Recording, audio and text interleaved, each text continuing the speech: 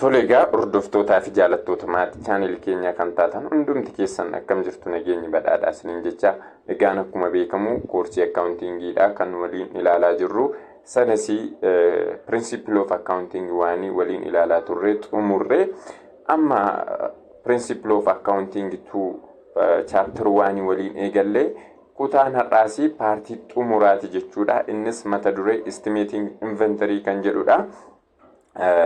Ammallee kanan isiniin jechuu barbaadu maatii chaanel keenya ta'uun nu jajjabeessaa, subscribe gochuun, like share gochuun nu jajjabeessaa isiniin jenna.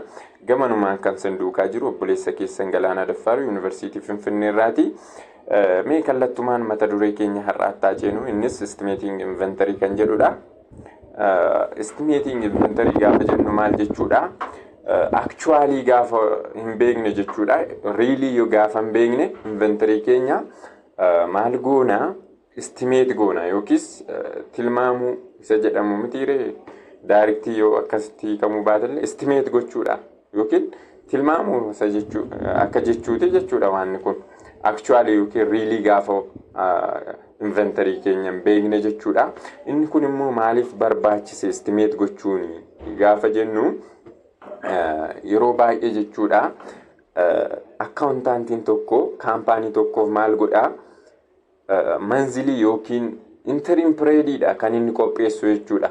Interim year jechuutti kan inni qopheessu financial statement yookiin ji'aan ta'uu danda'a, ji'aan yookiin ji'a sadii yookiin afuriin ta'uu danda'a. Kan nuyi physically count goonee adda baasnu immoo inventory keenya jechuudha. Annualidha yeroo baay'ee annually physically count goonee jechuudha adda baasna jechuudha inventory keenya. Kana jechuun story seenne jechuudha. Inventory hammamtu nu harkatti hafe hammamtu gurgurameera jennee physically count goonee adda baasna jechuudha. Garuu yeroo financial statement keenya ji'aan qopheessinu yookiin ji'a lama akkasuma interimii kana yeroo qopheessinu inventory keenya kana counting goone waan ta'eefi hamma of harkaa qabnuu fi hamma gurguramee hin beeknu. So maal goona? Estimate goona. Estimate goona jechuudha. Kun yeroo baay'ee maal keessatti jechuudha?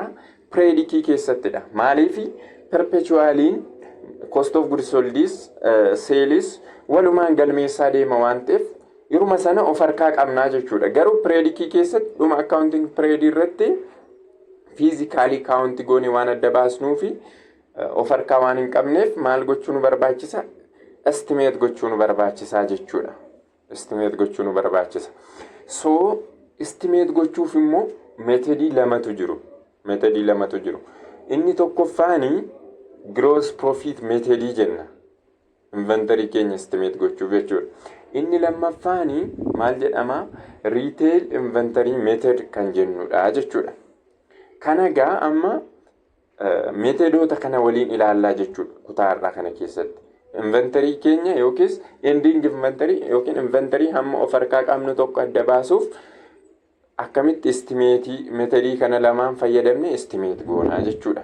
Inni jalqabaa kun very straightforward yookiis immoo salphaatti hubachuu kan dandeessanidha. Xiqqoo ishee lammaffaarraati. Inni jalqabaa kun egaa maal jedha? Gross profit methodiin keenya maal goonedha? A method of estimating cost of ending inventory by applying gross profit rate to net sale jedha.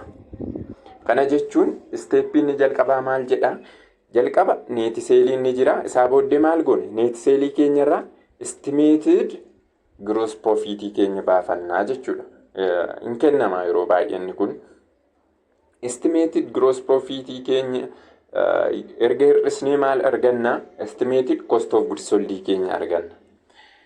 Estimated cost of goods sold keenya erga arganne immoo cost of goods available for sale keenyarraa estimated cost of goods sold gaafa hir'isnu maal arganna jechuudha. Akkuma asirraa argaa jirtanii estimated cost of ending inventory keenya arganna jechuudha. Jalqaba maal goona? Net sale keenya nuu kennama. Isarraa maal goona? Estimated gross profit keenya hir'isnaa jechuudha. Isaa booddee estimated cost of goods sold keenya argannaa jechuudha. Kanaa booddee step 2 keenya cost of goods available for sale nuu kennamerraa maal goona? Isa asitti arganne kana irraa hir'isnaa jechuudha. Zan maal arganna? Riizaaltiin nuyi barbaannu maalidha? Ending inventory keenya jechuudha. So estimated cost of ending inventory keenya argannaa jechuudha. Kanaaf amma fakkeenya isaa haa ilaallume. Illustrationii gaafa ilaallu siniif gala waan ta'eef KK kaampaanii kan jedhamu kana haa fudhannu. KK kaampaanii records show that net sale jedha. Net sale of birr sun meeqa jedha? 200 jedha. Beginning inventory keenya meeqa? Birrii 40. Cost of good purchased. Cost of good purchased keenya meeqa? 100 fi 20. Birrii 100 fi 20. In preceding year jedhaga. The company realized that 30% gross profits rate. It expect earning the same rate this year jedha. Kanarraa maaltu nuu kenname? Net sale keenya nuuf kennameera. Beginning inventory keenya nuuf kennameera. Cost of good purchased keenya nuuf kenname. Gross profit estimated gross profit rate keenya percentii 30 nuu kenneera. Persentiidhaan yoo hin kennamne amma gross profit yeroo isinii kennu persentiidhaan kennuu dhiisee jechuudha. Maal gootu? Gross profitiin asitti isiniif kennu kana lakkoofsicha jechuudha. Net saleef hirtanii persenticha argachuu dandeessu jechuudha. Kanan si yaadachiisuu qabu bakka kanatti. Persentii 30 yeroo jedhu kana dhiisee lakkoofsa isinii kennuu danda'a. 40 50 jedhee isinii kennuu danda'a fakkeenyaaf. Yeroo sana maal gootu? Gross profitii net saleef hirtanii persenticha argattu. Amma garuu estimated gross profit isiniif kenneera waan ta'eef persentii 30 kana nuuf kennameera jechuudha. Amma gaa maal compute goona jechuudha. Ending inventory keenya yookiin inventory nuyi of harkaa qabnu sana compute goona jechuudha. January 31 keessatti methodii gross profit fayyadamneeti jechuudha. So amma kennama keenyarraati net sale 200 nuuf kenneera. Estimated gross profit yeroo hir'isnu maal arganna jenneerra? Cost of goods sold, estimated cost of goods sold keenya argannaa jenne. Formulicharraa net sale minus estimated gross profit rate jenneerra waan ta'eef jechuudha. Yookiin estimated gross profit. Kanaaf persentii 30 baay'isuu 200 jenna. Maaliifi gross profit percentage in terms of net sale ibsama waan ta'eef jechuudha. Kanaaf persentii 30 baay'isu 200 jechuun meeqa?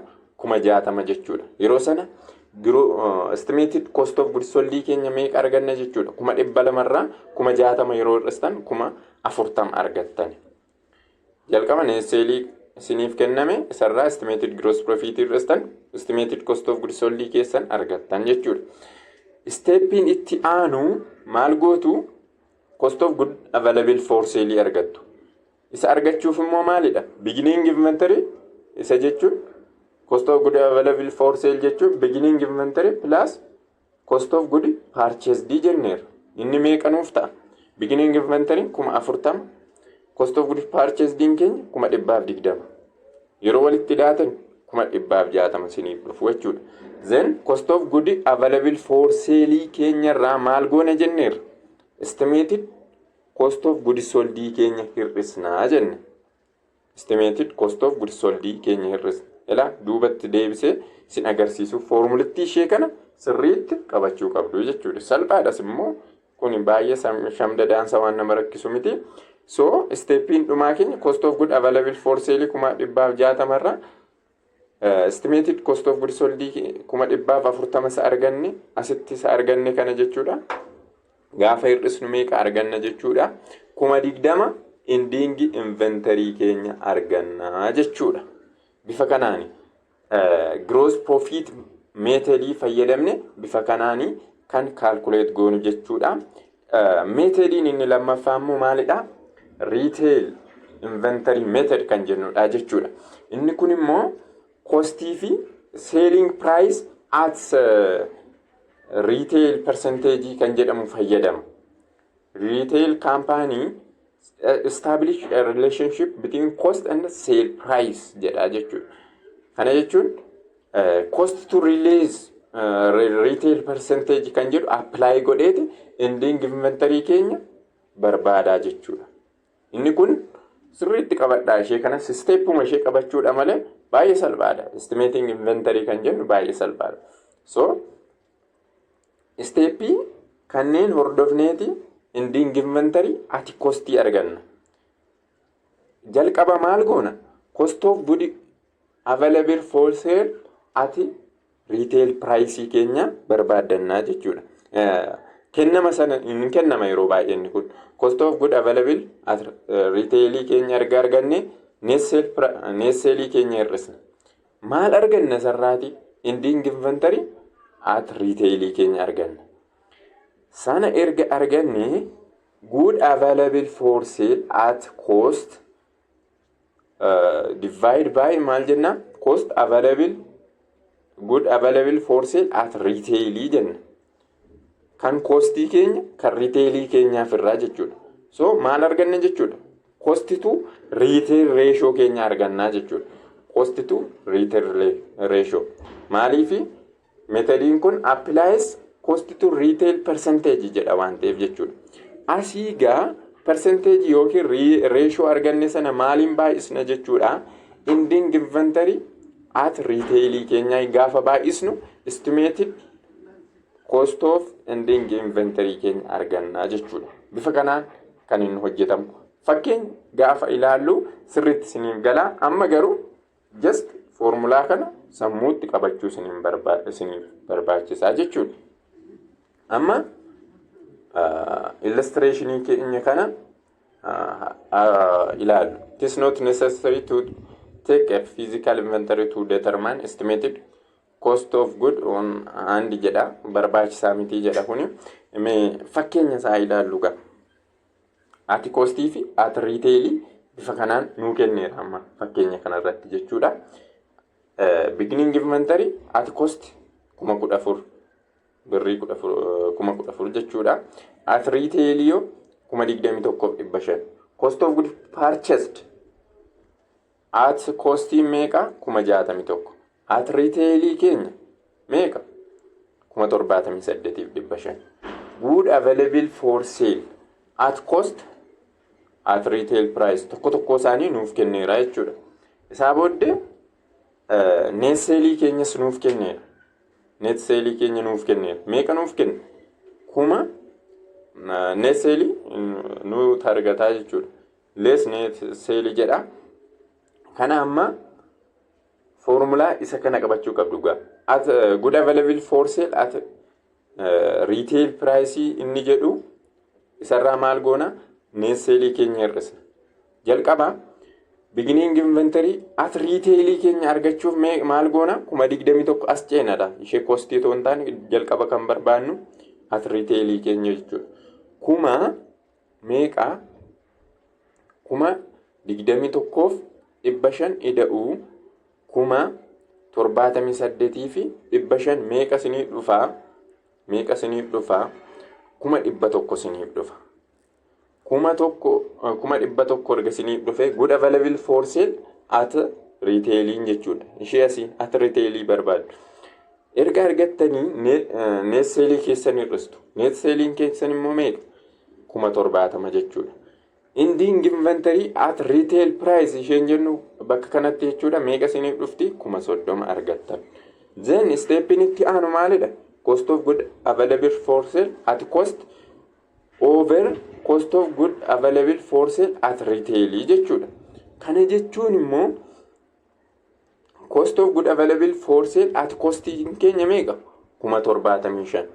Kuna sirriitti hubachuuf jechuudha. 75,000. Cost of good available for sale at retail keenya 100,000 asirraa akka argaartanii. Sana 75,000 kana 100,000 yeroo hirtanii cost to retail ratio keessa meeqa argattu jechuudha. Percentii 75 yookiin duwwaa tuqaa 75 argattu jechuudha. Stepin inni itti aanu ending inventory at retail yookiin bakka kanatti kan argattan yookiis 30,000 kana meeqaan baay'istu jechuudha. Percentii 75 ishee argattan kanaan baay'istu jechuudha. Maaliifi ending inventory at retail times cost to retail ratio waan jedhuufi jechuudha. Stepuma kana sirriitti hordofuudha. Gaafa waliin baay'istan meeqa jechuudha. Estimated cost of ending inventory equals to meeqa? Birrii 30,000 baay'isu percentii 75 22,500 siniif ta'a jechuudha. Kuni estimating inventory methodii lamaansaa fayyadamne akkamitti akka hojjennudha jechuudha. Ending inventory keenya immoo yeroo kam estimate goona jenneerra predicii keessattidha yeroo baay'ee jenneerra.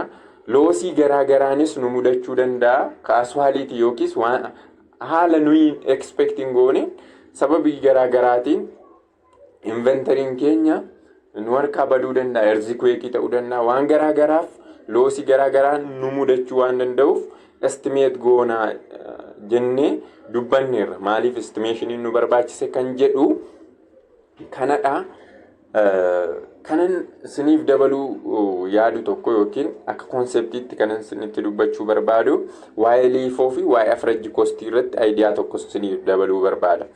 Yeroo baay'ee jechuudha fiifoo the period of inflation keessatti gaafa fayyadamtanii fiifoo jechuudha high net income produce siniif godha. Fiifoon jechuudha period of inflation keessatti yookiin pricing gaafa increase ta'u jechuudha. Yeroo gatiin waan garaagaraa mi'aawu yookiin qala'u jechuudha. Yeroo sana fiifoonii high net income isinii produce godha. Deflation yeroo jiraatu immoo low net income produce isiniif godha jechuudha. Faallaa sana jechuudha average cost. Yeroo baay'ee yeroo high period of inflation keessatti more high net income kan qabu produce godhu jechuudha fiifoodha average cost irra jechuudha. Liifoo hin fayyadamnu malee jechuudha. Inni gaappii keessatti fayyadamna malee liifoo maal ture faallaa sakanaa ture faallaa fiifooti ture liifoo.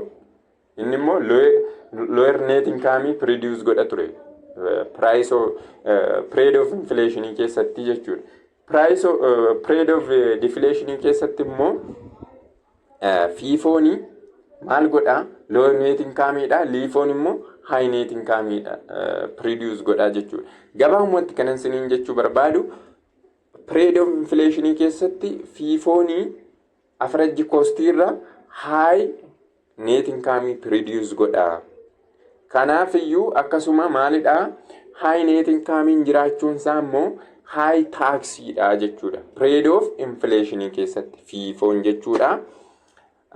Kanan sinii dabaluu barbaade gabaabumatti chapter 1 xumurree jirra jechuudha. Galatooma horaa bulaa nagaan tura.